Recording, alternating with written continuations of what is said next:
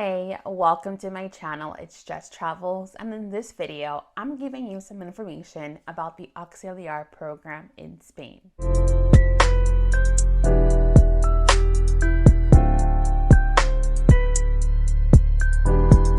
First thing I want to talk about is your work schedule. So as an auxiliar or a language assistant or a conversation assistant, you are working 4 days per week. You can get Monday or Friday off. Working hours depends on the city, location, and even your school. In Madrid, you're supposed to work 16 hours a week. You usually get your work schedule on your first day of work. Me, coming from China where things are fast-paced, super organized, and coming to Madrid and not knowing when, I knew when I was gonna start working, but not knowing my class schedule, my work hours, even what day I had off, it was a little strange for me to just relax and wait until the start of the school semester for that. So if you're like me and needs to know their schedule, I suggest you contact your school. Once you get your carta, your acceptance letter, it will give you your school name, address, and a contact email. I would reach out to the school by email, and do like a little brief introduction. You can even tell them your interests and which day you prefer to have off. That way, the school already knows your preferences and they can match you with what they have to offer to their best ability. My coordinator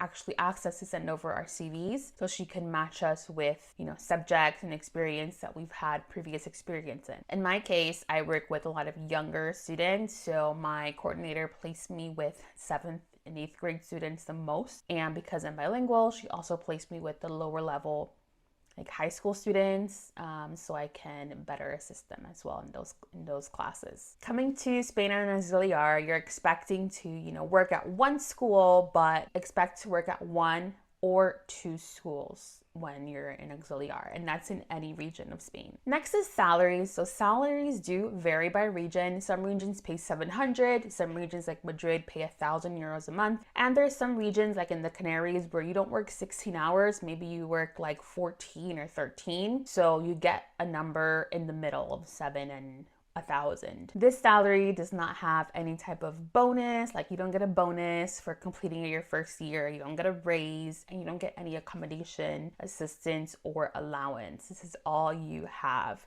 So that's why a lot of auxes do have other side jobs. Some might do freelance, some might have a remote work, but most of us do like private tutoring or babysitting to supplement our income. As a language assistant, you can assist in a variety of subjects, pretty much any subject at the school that's bilingual. From what I've noticed, most schools, at least my school, the kids learn math in Spanish. However, other subjects like science, biology, chemistry, physics, PE, art, music, any of these subjects can have an assistant in if the teacher requests it or you're just placed in that subject. So that's why it's important to let the school know your preferences and your interests, because I've met people who are assisting in like a physics class and they are not good at physics and they might be struggling a little bit because they're not familiar with these phrases. Now, if you do get put in a difficult course, don't worry. It's not your job to teach. You're there to assist. So your job might be to read the word and use proper pronunciation,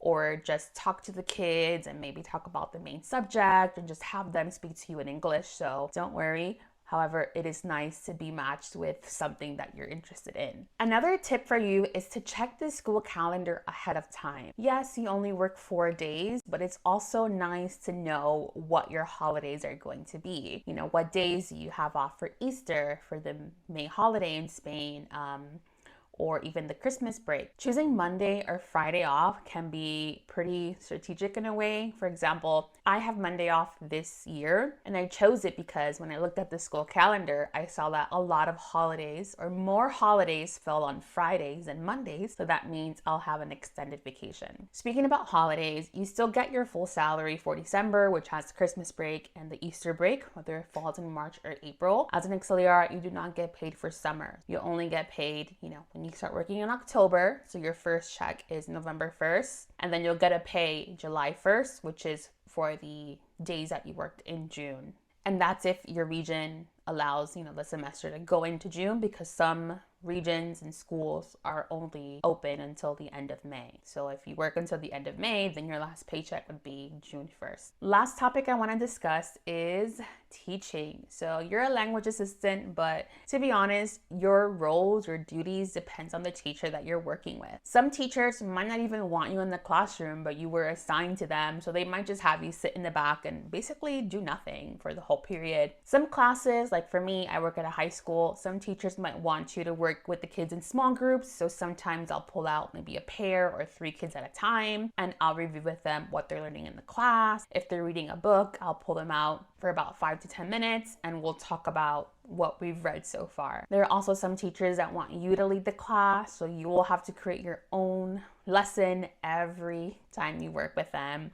So if you like to be ahead in charge, then you can definitely talk with the teacher and see if they'll let you create your own materials to do in the classroom. But when it comes to creating your own lessons, they're usually on things that the students have already learned. So it's a review lesson, or it's like an introduction so that when they start learning this in class, they have some previous knowledge from your PowerPoint or your game. I've also had some classes where the teacher, teaches, and while the kids are working on their assignments, I will pull them into a small group and review vocabulary, or I'll just walk around and check in on them, see how they're doing, ask them questions about what materials they're using, what they're learning in class, just to get them to practice their English a little bit. So when it comes to the language assistant role, the scale is pretty large. It could be anything from not doing much to leading the classroom. So it really just depends on who you're working with, and you won't know until you get to the school and communicate with your teachers. That's all I have for you. If you have any questions about the language assistant program in Spain, leave a comment down below, send me a message, and I'll see you in the next video. Bye.